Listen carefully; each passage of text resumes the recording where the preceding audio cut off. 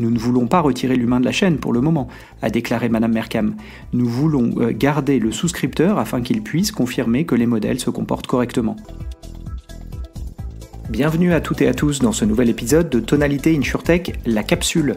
Avec ce format, l'idée est de partager avec vous de manière plus régulière mes réactions ou réflexions sur des sujets d'actualité ou des articles parus récemment. Le tout pour mieux appréhender l'innovation à l'œuvre dans l'assurance. Bonne écoute! Cette semaine, je vous propose de replonger dans les sujets d'intelligence artificielle en parcourant ensemble un article paru il y a quelques semaines dans le Financial Times. Il s'intitule « Hiscox va utiliser l'IA dans ses processus de souscription en partenariat avec Google ». L'article s'intéresse, vous l'aurez compris, à un cas d'usage concret de ces technologies d'intelligence artificielle au service de l'assurance. Au-delà du nom des groupes qui s'allient sur ce projet, c'est le cas d'usage lui-même sur la partie souscription de la chaîne de valeur qui a attiré mon attention. En effet, vous le savez, car on l'a déjà souligné dans des précédents épisodes du podcast, cette partie de la chaîne de valeur reste moins active en matière d'investissement InsurTech et innovation que d'autres, pour le moment en tout cas. Raison de plus, il me semble, pour s'attarder sur cet article. L'article démarre ainsi. Hiscox a créé un modèle d'intelligence artificielle en collaboration avec Google qui peut automatiser le processus de souscription pour les risques spécialisés, le qualifiant même de première pour le marché de l'assurance londonien.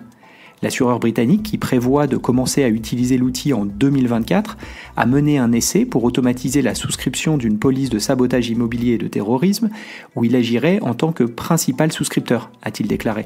Ce serait la première fois qu'une telle activité serait automatisée, a ajouté Hiscox. Les outils d'IA réduiraient le temps passé à établir un devis à quelques minutes seulement au lieu de plusieurs jours et libéreraient ainsi le personnel pour souscrire des risques plus complexes, a déclaré Hiscox.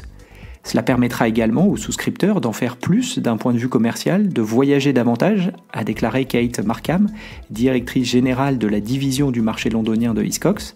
Interrogée sur l'impact sur le nombre de souscripteurs, elle a déclaré que l'entreprise était toujours en phase de recrutement et prévoyait de se développer.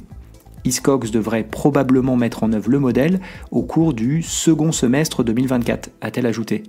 La grande question pour nous, rappelle-t-elle, est de savoir restons-nous sur une seule ligne de métier ou essayons-nous de déployer cette capacité à travers plusieurs lignes de métier, ce qui, je pense, est notre préférence, a-t-elle ajouté.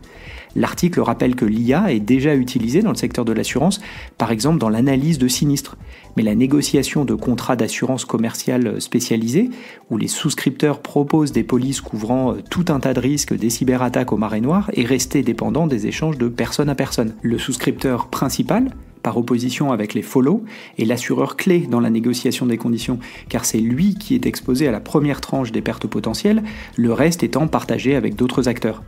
La plateforme, développée par une équipe commune Hiscox-Google, utilise un mélange d'intelligence artificielle générative de Google et de technologie numérique de Hiscox pour extraire des données des demandes par email fournies par les courtiers en assurance et automatiser le reste, de l'analyse au devis. L'IA analyse ainsi le projet de contrat fourni par les courtiers et tous les mots et données qui l'accompagnent.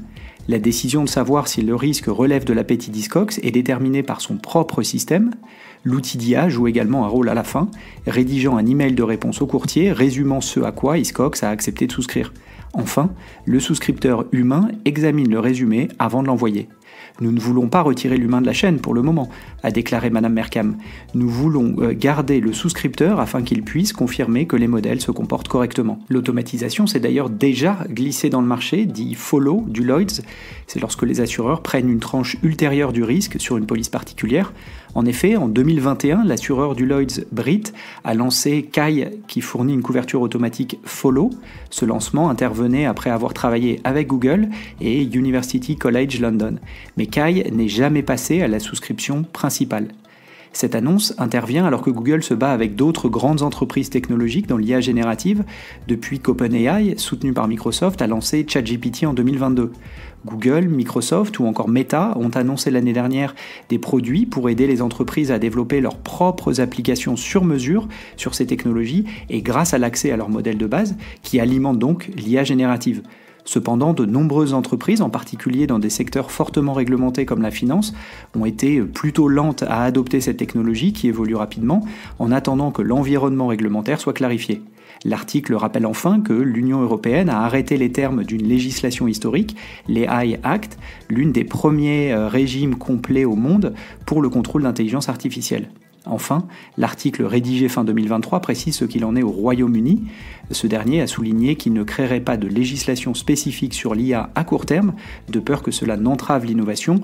Au lieu de cela, il s'appuiera sur les régulateurs existants pour superviser la technologie. C'en est terminé pour l'article, j'ai trouvé l'approche intéressante, la limitant pour le moment à l'automatisation de certains risques particuliers qui peuvent justement être industrialisés, ça a beaucoup de sens selon moi. De même, en faire un outil au service des souscripteurs, leur permettant de se consacrer à des risques plus complexes, me semble être un bon point d'entrée. Reste à voir si, au-delà de l'annonce, cela débouchera sur des résultats précis qui, je l'espère, seront rendus publics. Dans tous les cas, comptez sur moi pour suivre cela de près et je ne manquerai pas de vous l'indiquer le jour venu dans un futur épisode du podcast. Pensez donc à vous abonner. C'est la fin de cet épisode, merci pour votre écoute. Si le contenu vous a plu, n'hésitez pas à le partager autour de vous, auprès de vos collègues. Puis ravi d'échanger ensemble, vous pouvez facilement me retrouver sur les réseaux sociaux, Twitter, LinkedIn. Et évidemment, je vous donne rendez-vous pour le prochain numéro de Tonalité InsurTech. À bientôt.